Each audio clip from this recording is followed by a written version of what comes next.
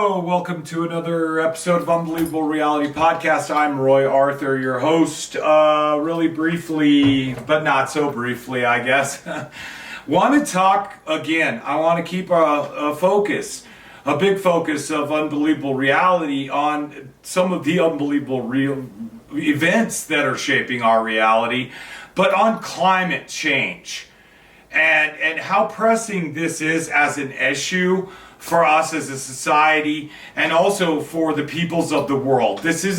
Climate change isn't trapped in one nation. It's a global problem. And our ignorance and willfulness to not engage with that problem says an awful lot about our arrogance and our greed. Did you know that 14% of the global emissions affecting climate change come from the United States of America? 14%. That is more than the entire continent of Africa. 14%. And they're still burning coal. China's like right next to us at 12%. The top 5 leading economies in the world are responsible for 65% of the pollutants going into our atmosphere that are causing climate change. And to me, what I find most scary right now, and there's so many scary things coming our way with this incoming administration, that it's impossible to keep track of them. But a couple of things that are right off the bat.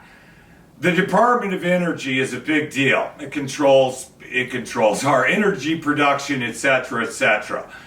So the Environmental Protection Agency, the EPA, is responsible for working with the Department of Energy to curtail, coal mines or coal power plants that are pumping out unbelievable amounts of noxious poisons into the air. They're responsible for regulating that, the Environmental Protection Agency. They're responsible for regulating and penalizing oil companies that maybe hypothetically, let's say, go drill a hole in the ground, take all the oil they can get out of it, and then when it stops giving oil, turn around and just go drill a hole somewhere else. And in the meantime, they just leave that hole in the ground so that methane can escape from it and add to our global warming problem. Same thing with natural gas. Same thing with fracking. All these things are really, really bad for the environment. While we're on the subject, plastics production. Really, really bad for our environment. It seems like the whole world's figured out now that plastic pollution's a problem. Wow, fuck. The plastic industry knew about that in 1972. In their own interdepartmental memos, they stated unequivocally that the recycling program would never work. But if they put the responsibility for recycling on the consumers, they could keep producing plastic and it would be our fault for not recycling it. Not their fault for building recycling facilities that could do so. Quick fact for you, only 5% of all plastics that go in a recycling bin actually get recycled. The rest get burnt or buried in landfills. Then, of course, they break to pieces and end up in the ocean, in our foods, and now in our bodies, called microplastics and now nanoplastics. The plastics industry knew about this decades ago. Of course they did. They didn't care because corporations aren't people and they don't care. Corporations exist to make money. They exist to make money, I've said this in numerous podcasts, for a select few. That's what a corporation exists for. So that a very, very, very, very, very tiny percent of our population can lead make-believe lives where they're not accountable, they're not responsible, and they can do as they please. Now these people are being hired to run our government. Case in point, the Environmental Protection Agency. Mr. Trump currently, President-elect Trump, soon to be President Trump, in all of his infinite wisdom, in making sure that we don't inhale and consume more poisons, has appointed one of the leading oil executives in the United States to oversee the EPA, the Environmental Protection Agency. The old, the old saying, the fox guarding the hen house? That's what your vote, by the way, mega faithful, that's what you just bought. And what that appointment is going to do is get rid of regulation. Why? Because regulation means rules. And corporations don't like to play for the rules, by the rules. They don't like that. They like to have less rules is better. Because then they can produce shit that doesn't work and there's no consequences. They can pollute our atmosphere, our rivers, the air that we breathe, and there's no consequences. By gutting the EPA, then there's no checks and balances.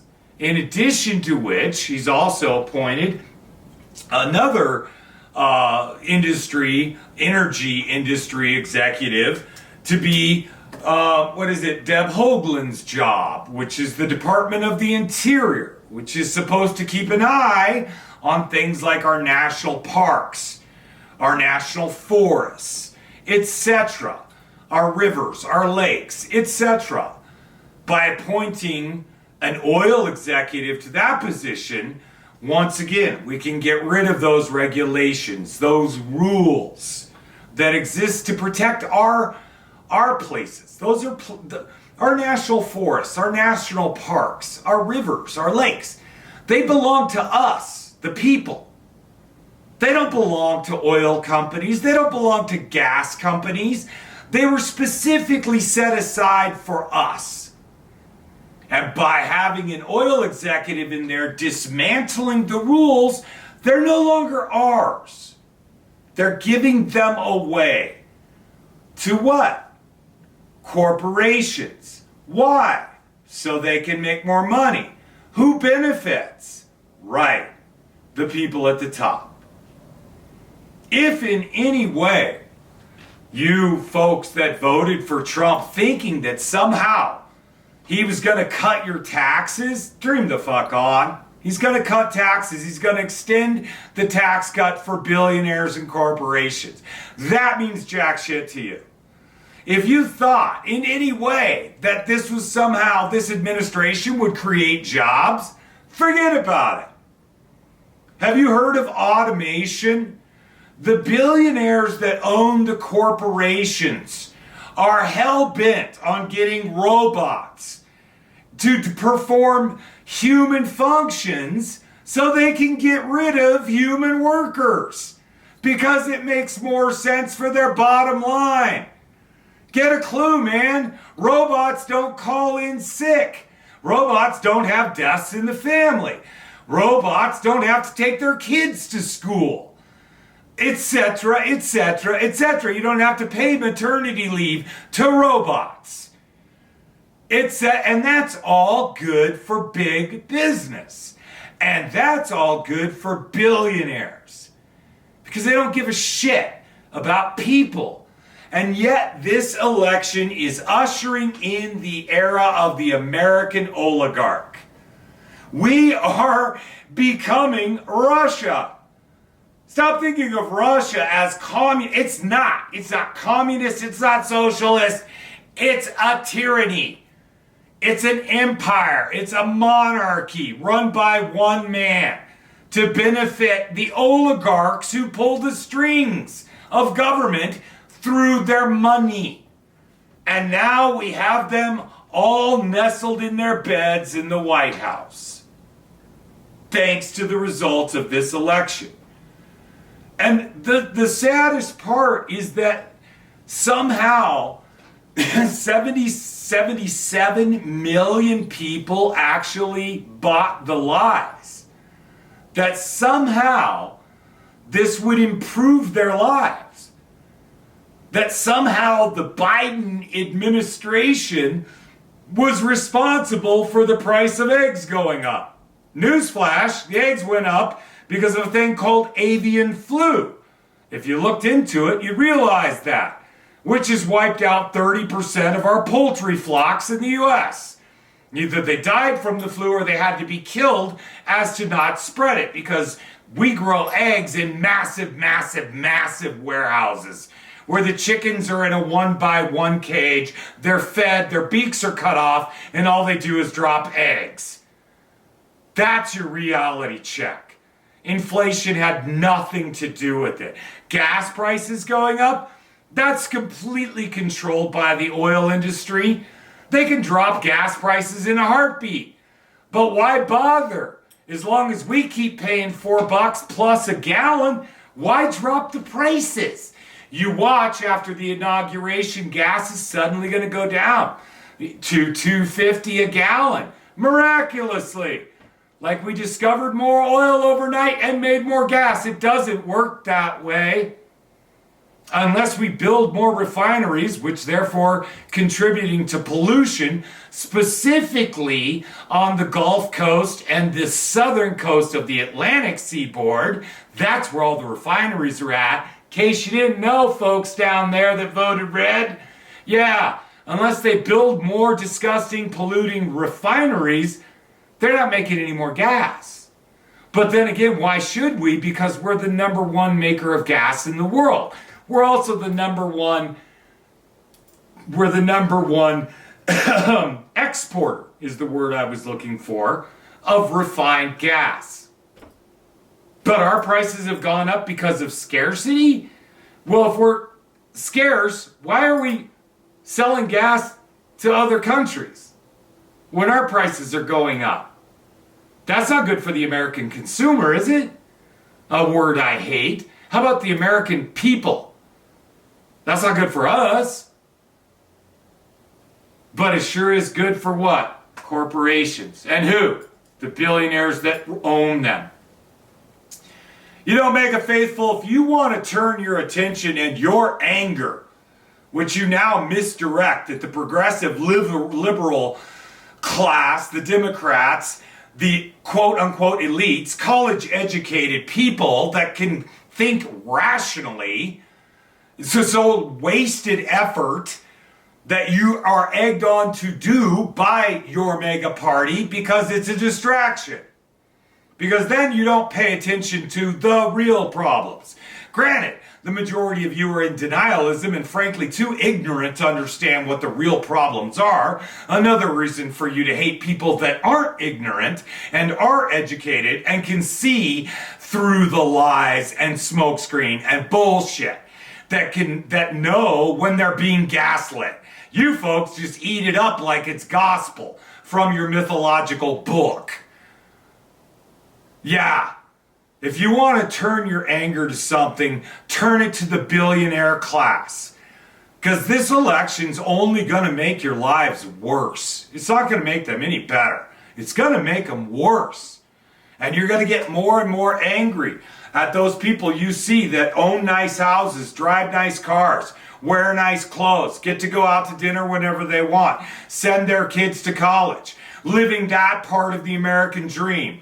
Understanding that the future isn't going to be some guy twisting a wrench at the Ford plant, because the Ford plant is gone and it's never coming back. People that understand that coal is obsolete and it's a dying energy source and it's never coming back.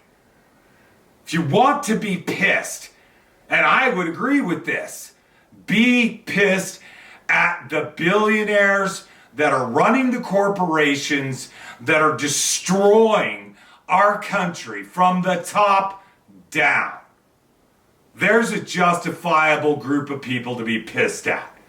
Don't be pissed at the people that are trying to do something to make your lives better, to give your women the right to vote, own a checking account, get a credit card, buy a house. Those are all democratic things. Democrats pass those laws, Republicans hate them. They just want women at home breeding. This isn't 1000 AD. This is 2024. Catch up, because it's not going to get any better for you at all. It's going to get worse, and you are complicit in making it happen through willful ignorance, believing in lies, and denialism. Because you all live in denial. You refuse to see the truth that's in front of your face. And now you will. Anyway, this is Unbelievable Reality. I'm Roy Arthur. If you don't like what I have to say, well, then you don't have to listen to the podcast. Or, you know what? Feel free to comment. Send me your feedback. Send me your vitriol. Just, I ask you, try to come up with a new thought.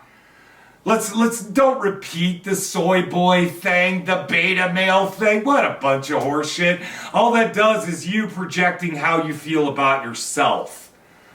Looks stupid, because it is stupid. Check me out on TikTok, Instagram, Spotify. Yeah, there's more to come, because this is an unbelievable reality, and it's about to get even more unbelievable. Just watch.